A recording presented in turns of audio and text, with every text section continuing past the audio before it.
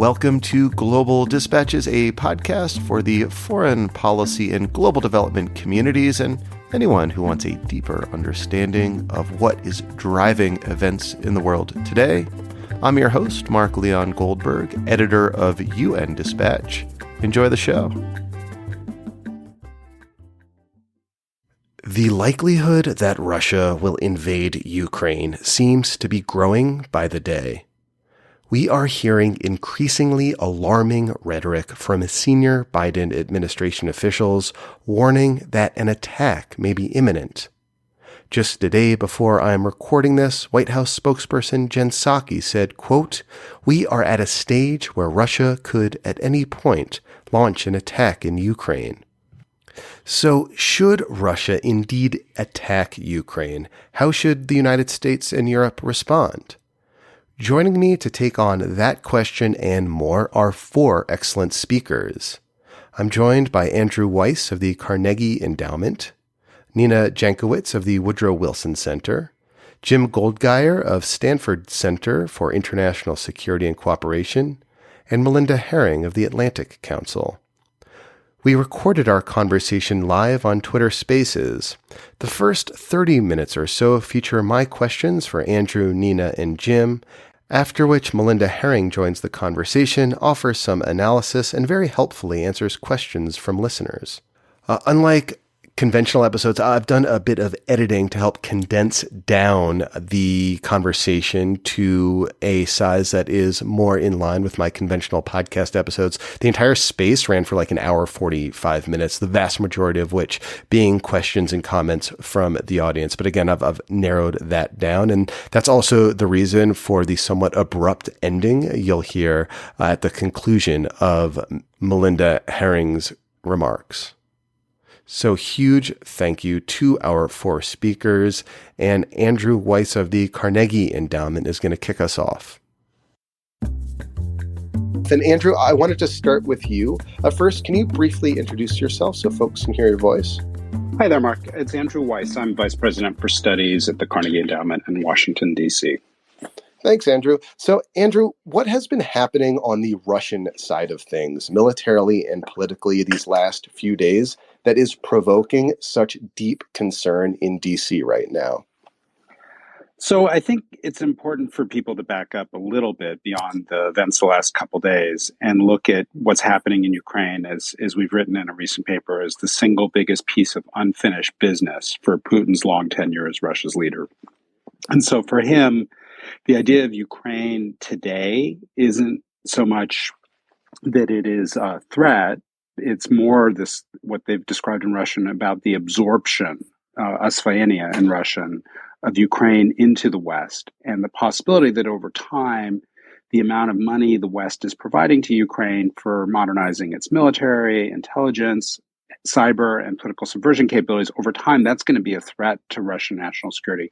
So in Putin's mind, if we were to be in his shoes, it's better to deal with that threat now at a time when he sees Europe divided, sees the possibility of a major political set of bumps and crises that would await Joe Biden if this were all to happen, and the fact that it's not really a fair fight on the battlefield. So better to go now than maybe in 10 years. Well, but what's happening now militarily, for example? Why has the tenor of alarm in D.C. just sharply increased just over these last couple of days?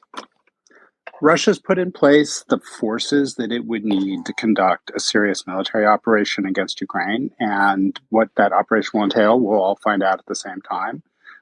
It's possible that it could involve certain disruptive tactics that look more like something that's intended to shroud Russia's responsibility and therefore maybe create a pretext for military action.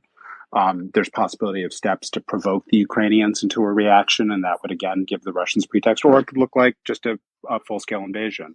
But Russia has put in place all of the military tools it needs to conduct a new major military operation. And then I think the thing over the weekend that really set people on edge was the arrival of Russian troops in Belarus, which basically sets in motion the possibility of another northern front, and it puts Russian forces within striking distance of Kyiv. So basically, you have Russian forces on 3 out of 4 sides of Ukraine at the moment. Yep, and as I said a moment ago, there's really no easy way out of this trap. The Russians are putting the Ukrainians in. There's no way for the Ukrainians to overmatch what the Russians are capable of doing militarily. And given that the United States and our NATO allies have all signaled really clearly that we don't intend to be directly involved militarily in this conflict, it's not a very promising picture for the Ukrainians. But then it all depends on what the Russian military goals are and the tools they would be using to achieve them. Thanks. And Nina, I wanted to turn to you now. Could you briefly introduce yourself so folks can hear your voice? Hi, good afternoon, Mark. Good afternoon, everybody. Nina Jankowicz. I'm the Global Fellow at the Wilson Center, affiliated with the Kennan Institute and the Science and Technology Innovation Program. Most of my work focuses on disinformation, and I'm the author of the book, How to Lose the Information War. Thanks. So, it's often the case, or at least it seems from my perspective, that, Russian disinformation campaigns sometimes precede actual, ground invasions. What are we seeing right now in terms of Russian disinfo campaigns vis-a-vis Ukraine? Yeah, you're absolutely right on that, Mark. I think Russia views the informational front as a critical front in all of its military operations. And that's not necessarily new, right? All of our militaries do that to some extent, but they're very adept in Moscow at using the new technologies of social media to target the most vulnerable populations. Now, that looks a little bit different this time around than it did during the first invasion of Ukraine in 2014. Back then, we saw a lot of bots, a lot of trolls, a lot of inauthentic amplification. Now we're seeing a lot more coming through official channels, because I think the target audience, in addition to domestic audience, which I'll talk about in a second, the target international audience is European and Western elites, and changing kind of the narrative of and the framing of this conflict. So we've seen an uptick in Russian language media monitoring about Ukraine's supposed aggression or NATO expansion, which again is setting the stage for this conflict being about NATO. And that's what we've seen these discussions over the past couple of weeks focusing on, rather than the fact that Russia unilaterally is, funding and perpetuating this conflict and building up troops on Ukraine's border, and also priming the Russian population for a potential invasion. What's interesting, though, according to recent Levada Center polling, is that 50% of Russians don't believe a war with Ukraine is likely. And it does seem a little bit like appetite for a war with NATO is increasing. That's about 25%, up from 19% in 2019. But there's not a whole lot of support for this conflict among Russians right now. And so I think it's an important thing for Putin and his advisors to consider, what is the cost of this going to be at home? Generally, President Putin has gotten a bump with his foreign adventurism, but it's not so clear cut this time. And with Russians coming back in body bags and the economic costs that the West is prepared to impose on Russia, I think, the situation, as I said before, is a little bit murkier. And then one other thing that I'll mention before we turn over to Jim is that we have seen some interesting cyber activities in the last week that really do resemble a lot of what we saw, let's say, in Estonia in 2007 or in the 5-day war with Georgia in 2008. As well as at the beginning of the annexation of Crimea in 2014, a number of Ukrainian government websites were defaced. But behind that defacement, a lot of servers and computers were taken hostage in sort of ransomware attacks demanding Bitcoin, kind of similar to what we saw with NotPetya in 2017. So these sorts of activities generally do indicate that some sort of escalation is coming. The Ukrainians have pointed to the Russians. Other Western allies, the Brits and the United States, have not yet attributed the attack to Russia officially, although some officials have told me, we've seen this movie before, which I think, points to one of my favorite quotes from an interlocutor that I interviewed in Estonia. If it smells like a dog and barks like a dog, it is probably a dog. So I will leave you with that before we open it up more broadly. It's the duck test. That's the iteration of that I've heard. Walks like a duck, quacks like a duck, swims like a duck. So Jim, given what Andrew said about what's happening politically and militarily, and what Nina has described as this sort of cyber and disinformation effort that seems to presage an actual attack on Ukraine. What has been happening sort of in the diplomatic space over these last week or so to perhaps deter Russia from mounting this attack? I know as we speak, Secretary Blinken is in Kyiv. What can we expect from that meeting and a meeting later this week scheduled with Foreign Minister of Russia, Sergei Lavrov, which I believe is happening in Vienna? So, Jim, can you paint the diplomatic space for us? And you'll need to unmute. So thanks for having me on. It's great to be with Nina and Andrew and you. And so, you know, the Russians put out these big demands, publicly seeking new treaties, new agreements with NATO and with the United States, and demanding that the United States and NATO respond. The biggest demand was, a guarantee, some kind of legal guarantee, whatever that means, that NATO would not take Ukraine in as a new member anytime.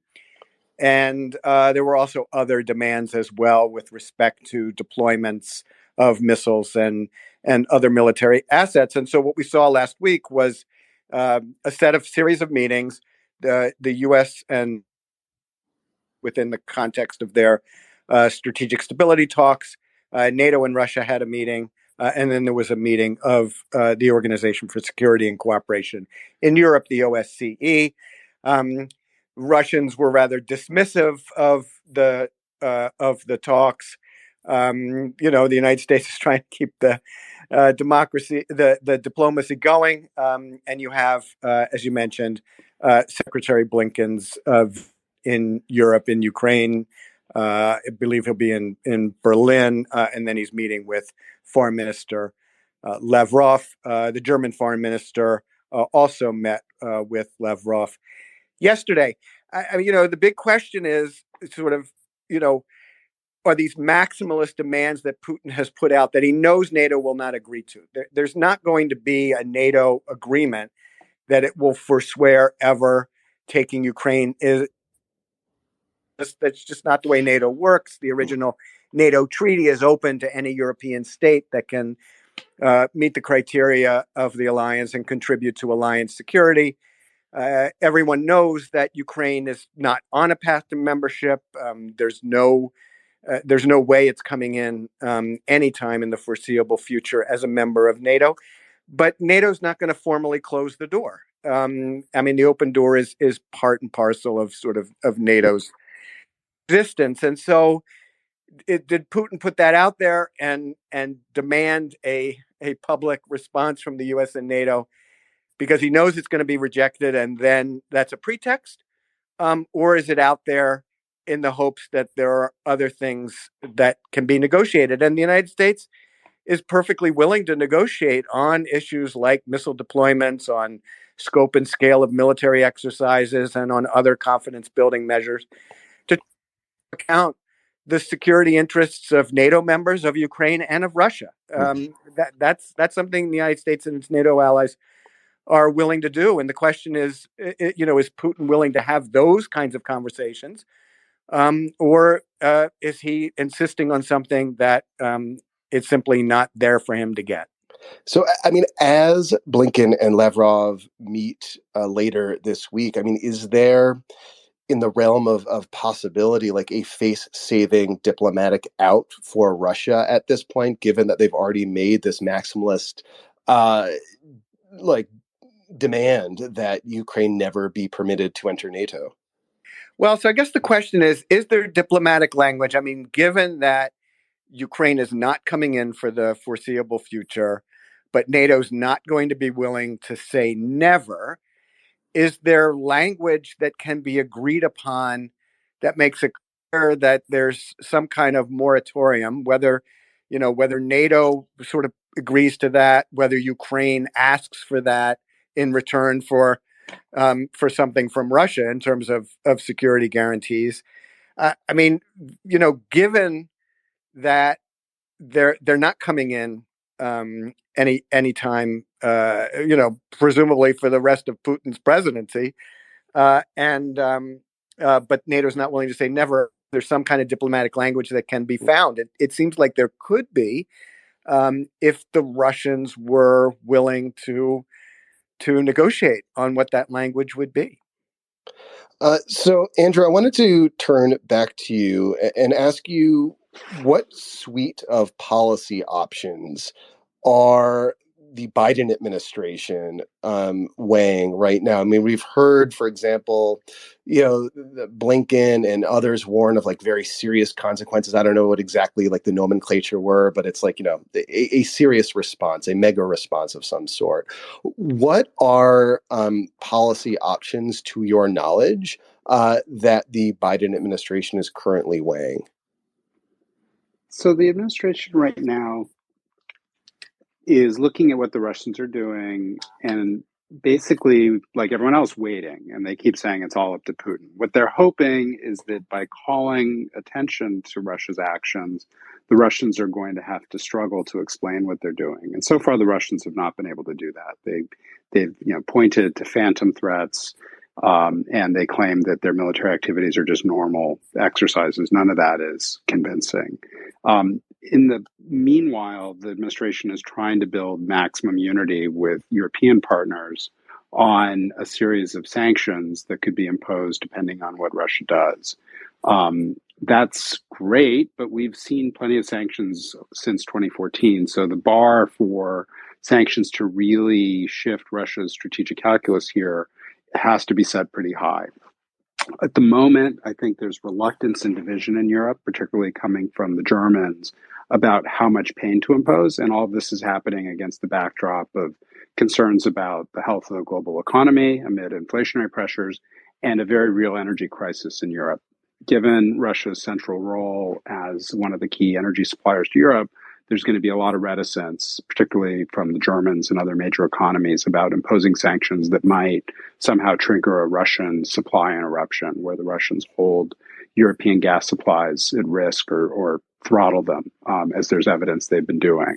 So the administration is trying to talk about unity, trying to talk about massive costs, but we'll just have to see what comes out of at the other end. I think there's plenty the U.S. and the United Kingdom can do unilaterally, particularly aimed at the Russian financial system and causing disruption there. But the Russians have been preparing for this day for the better part of 8 years. And so they've been salting away hundreds of billions of dollars, literally 640 or so $billion in their piggy bank, which is roughly equivalent to 40% of GDP. They've been detaching their economy from various nodes that might make it at risk of trouble if the United States, for example, were to try to seize Russia's assets in U.S. banks, things like that. So the Russians have hardened themselves to make their economy less vulnerable. And they know that they have this get out of jail card, which is their role as an oil and gas supplier to the world economy. So ultimately, the other track that the administration's talking a lot about is steps to help countries that are already in NATO by putting more U.S. forces or NATO forces there to reassure them, as well as to beef up our ongoing military cooperation with Ukraine. All of those things, I think, are necessary and reasonable, but they won't be sufficient for changing Putin's mind about whether to go. And I want to bracket that last response about what would be sufficient to change Putin's mind in a moment. I want to, though, turn to Nina. Given that much of this conflict is taking place in like the information space, as it's called, what are we seeing from the United States and Europe in terms of like countering this disinformation and countering cyber threats from Russia towards Ukraine at the moment? Yeah, that's a good question. I mean, I will start by saying that I definitely think it's important to view the cyber threat and the informational threat or the influence operation threat separately. Often cyber operations can influence operations, but they should be looked at and countered in two different ways. And we've been a little bit more active on the cyber front. It's not something that is as politically divisive here in Washington. So it's a little bit easier to get the ball rolling on that. And of course, we've seen some pretty significant ransomware attacks in the United States over the past year, which have led to some movement in Washington. On the influence side, our allies in Europe have been a lot more active than the United States has been. And that is in part because of the politicization of disinformation and quote unquote fake news during the Trump era. And kind of the reticence of Congress in particular to act in ways that would allow the U.S. private sector to take more action against some of this content. We've seen Facebook and Twitter get a little bit more active in taking down, inauthentic accounts, but there's still a very wide information laundering system that exists here in the States. And that's our biggest weakness right now. These pre-existing fissures in society that countries like Russia are very, very happy to amplify and exploit.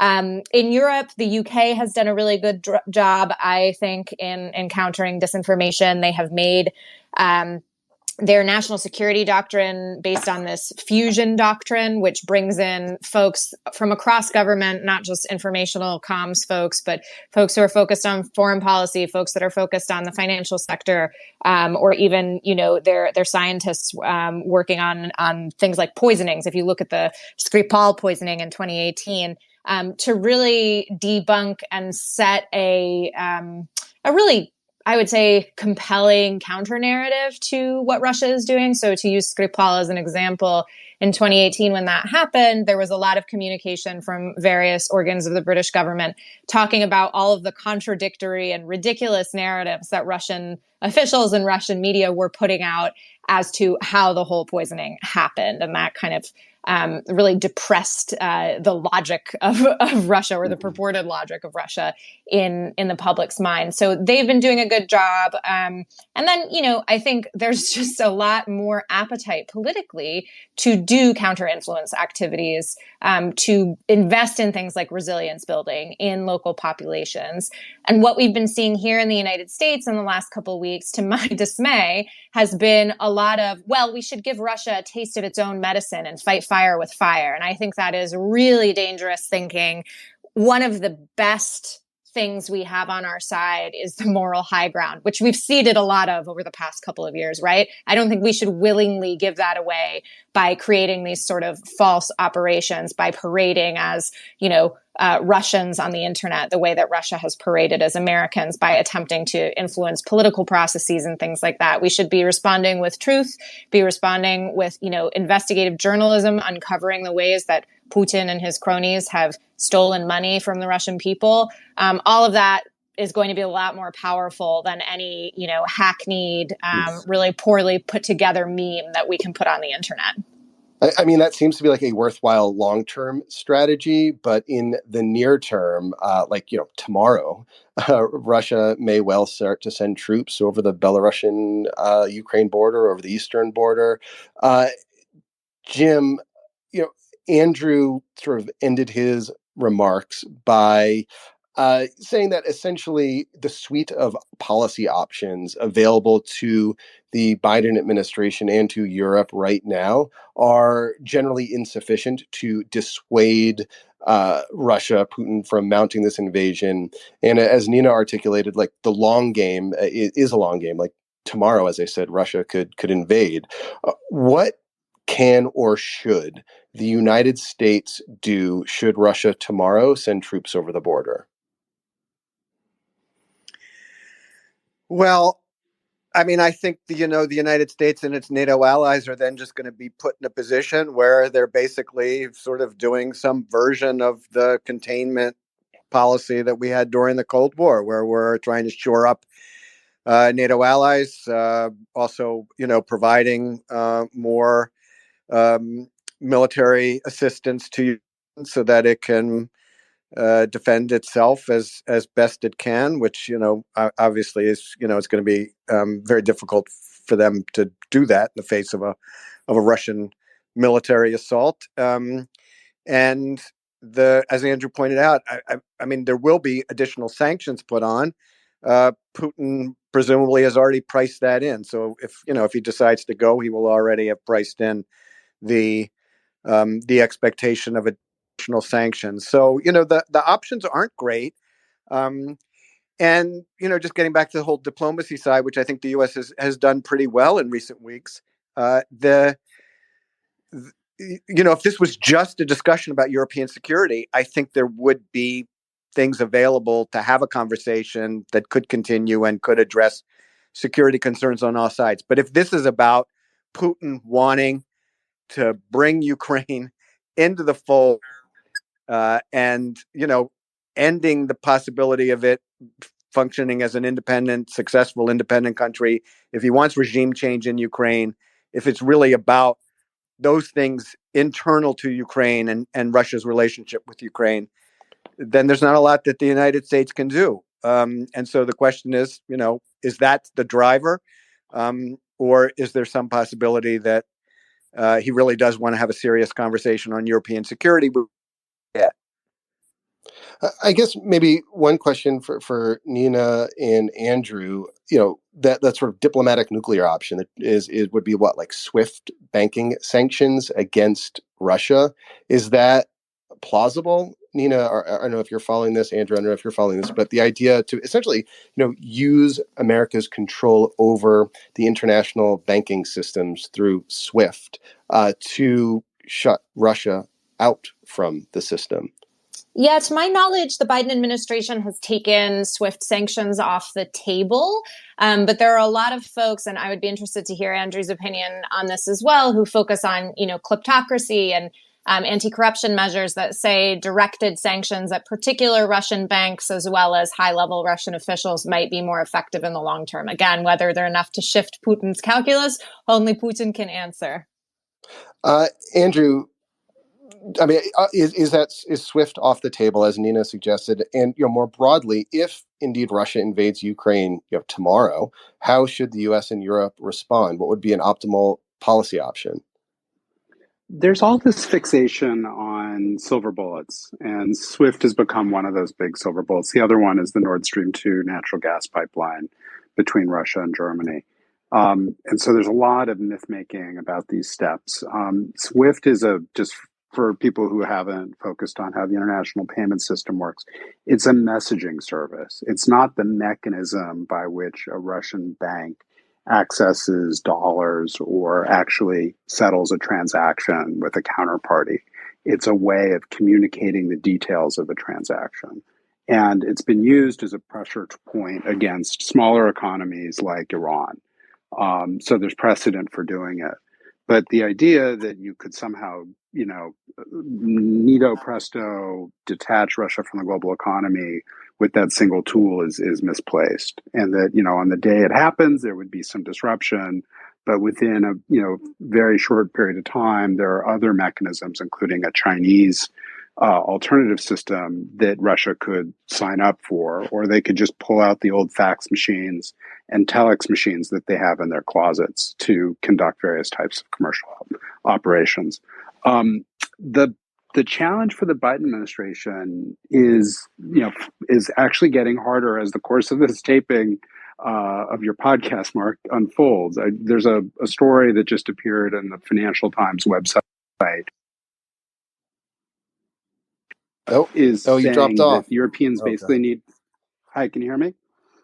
Yeah, we can hear you. Yes. The Financial Times website. I've been Financial focusing Times exclusively on this space. What happened? Has an article out in the last few minutes saying that the French President Macron today has proposed a separate European security pact between Europe and the Russians, and basically, putting a pretty big wedge between what the United States is trying to accomplish between the U.S. and Europe on the one hand and Russia on the other. So, we didn't need the Russians to plant the wedge. We have the French president doing it. That is I think the most challenging part of this is how do you get different parts of Europe to see the threat we're all facing from Russian aggression and revisionism, and the fact that the Russians mean business and are willing to go to war to accomplish very destabilizing goals. Sanctions are a tool, but they can't be the replacement for an effective policy that both shores up military deterrence, that, as Jim alluded to, helps contain and constrain dangerous Russian activities and capabilities, and that helps countries that are caught between the two, who are on this, this kind of gray zone between where NATO is and where Russia is, helps them manage a very complicated and dangerous security situation. There aren't going to be, as I said a second ago, silver bullet tools in Joe Biden's backpack.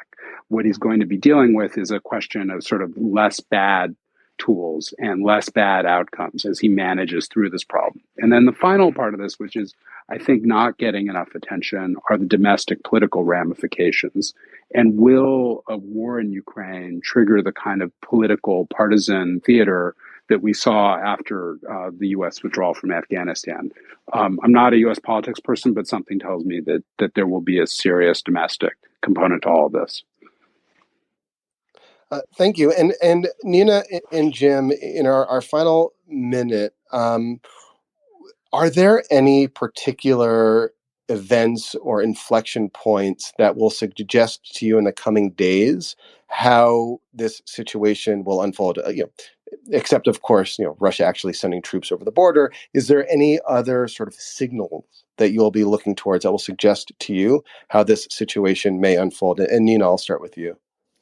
Yeah, one thing we're going to be monitoring in the disinformation space, or the information space, as it were, is looking at some of the open source kind of movements of troops and military equipment and seeing how that's telegraphed by officials and advisors to the Kremlin. I think when we see an echo of some of the same narratives coming from sources closer to Putin. I'm not talking about like Maria Zakharova or any officials, but folks that are giving him advice. I think that'll be an indication that things are kind of escalating. So looking for that coordinated response of both kinetic and informational, assets. Thanks. And Jim, what are you monitoring in the coming days or weeks? Well, I'm most interested in whether the Russians are continuing to be willing to have conversations with Western and particularly American counterparts, like the meeting between Secretary Blinken and Foreign Minister Lavrov later this week. There were Russian officials who described last week's meetings as, a dead end, and that they didn't do what was needed. And are the Russians willing to continue talking? Will they continue to set up new meetings to follow, to have real negotiations, or are they going to just pull the plug on that? If they pull the plug on further conversations, then I think we can expect the worst. Well, Jim, Nina, and Andrew, thank you so much for your time. I'm going to turn the mic over to Melinda. Go ahead, Melinda. Hey, Mark, thanks for the chance to be here. Hi, Andrew, Nina, and Jim. This was a fabulous discussion, and I love the opportunity to play cleanup. So I have 6 little points. I think you asked some great questions, Mark. The first one was, why is everyone freaking out in Washington now? And the answer is that we've reached a point of no return. It's pretty clear that the open door policy that it is not going to fly. And we just fundamentally disagree with Moscow about NATO membership. And there's no cute diplomatic way around that. Another piece that is really interesting that I'm watching is what's the mood like in Europe in Kiev. And the mood in Kiev is a mix of fatalism and disinterest. So we have a guy on the ground there, and I would encourage people to watch Vladislav Davidison's posts. He's in Kiev now, and whenever he tries to talk to people about the Russian escalation, they don't want to talk to him, or they say it's, we've lived with it for 8 years. This is no big deal. And then Europe itself doesn't seem to be as anxious about this as we do. You also asked what would change Putin's mind, and it has to be a mix of deterrence and sanctions. It's not just sanctions, and that's where the Biden administration, I think, is screwed up. They haven't provided enough deterrent, and our speakers are right that SWIFT is off the table. If Putin were to go into Ukraine, we should cancel Nord Stream 2 immediately. We should have done that before, but we should do it now. And the U.S. should support the Ukrainian insurgency with weapons, training, and intelligence. And the thing that I'm watching is the military drills in Belarus in February. I think that will show, if Putin hasn't gone into Ukraine before then, I think that's a data point to watch. Thanks a lot for the chance to be here. What are these military drills in Belarus, and why are they that potential inflection point for a potential invasion? So a lot of the military planners, there's a really excellent report that I'd recommend your readers check out. It's called Russia's Possible Invasion of Ukraine. And it talks about the different ways that Russian troops could go in. And one way is through Belarus. So the worry now is, now that there are Russian troops, a lot of Russian troops in Belarus, that could be a date by which they would strike. There's supposed to be, an ordinary military drill in February, but a lot of people are worried it's not ordinary. The other piece, too, though, Mark, that we haven't talked about is a Ukrainian insurgency. So if Russia goes in big time with the Air Force, with tanks, they can do whatever they want in Ukraine.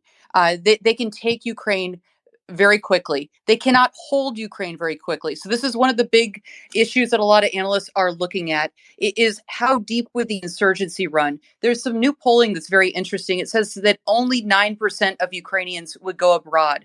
More than 50% of people would fight or engage in some kind of civil disobedience. So I think that's another factor that Putin is weighing as well when he tries to decide what to do. Well, that actually, Alex, please stick around as a speaker as well to field some questions if you're able. But Melinda, I mean, your comment, I mean, so Putin is supposed to be this great strategist, right?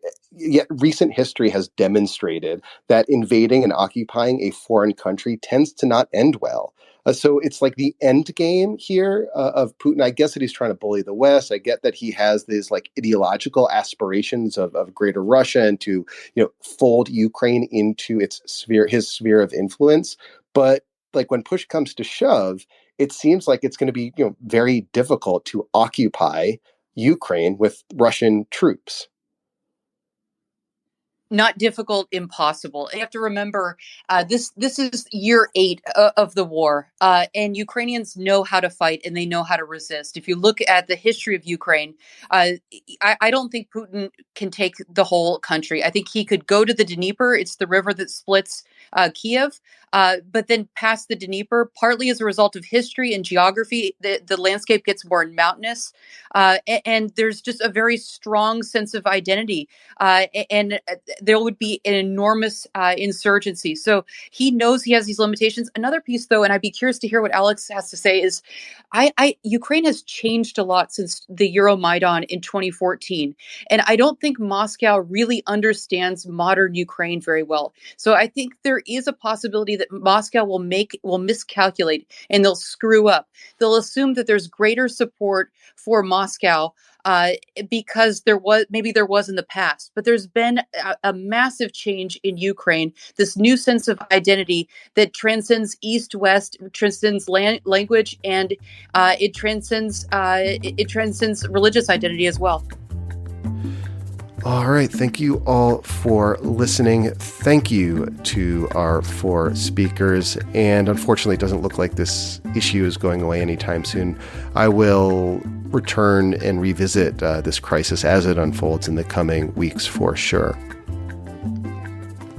And just again, a note on this Twitter space. So like thousands of people participated in this space. And one thing that I really appreciated was how good the audience is. So just to give you a little anecdote, so Melinda ahead of time agreed to stay on to answer questions, but there were like lots and lots of people in the space. She told me ahead of time the time she had to leave.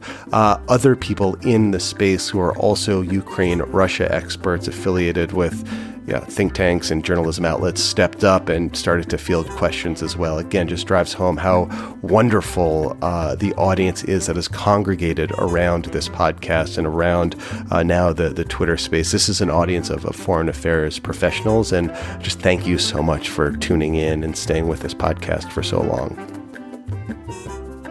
All right, we'll see you next time. Bye.